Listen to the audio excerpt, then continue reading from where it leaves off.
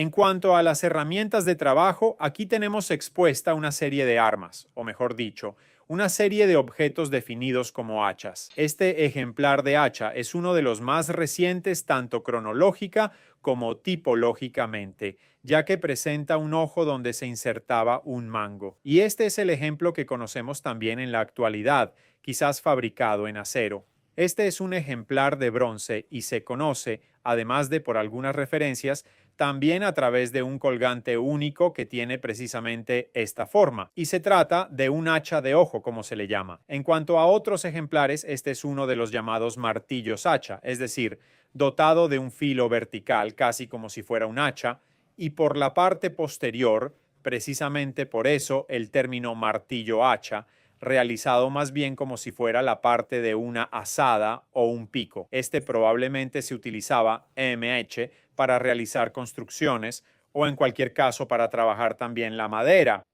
Según algunos, tendría incluso uso en carpintería naval. Luego está el ejemplar de hacha bipene, como la hallada en el sitio de Santa Vittoria di Serri, y mediante numerosos ejemplares expuestos en diversos museos de la isla, entre ellos, por ejemplo, el Museo Arqueológico Nacional de Cagliari. Simplemente este tipo de hacha que presenta un orificio pasante para insertar el mango de madera es más un instrumento que de uso, como decir, como objeto para trabajar, era probablemente sobre todo un símbolo, puesto que de los análisis efectuados parece que los dos filos nunca sufrieron el tratamiento necesario, o sea, el endurecimiento, para poder golpear contra algo.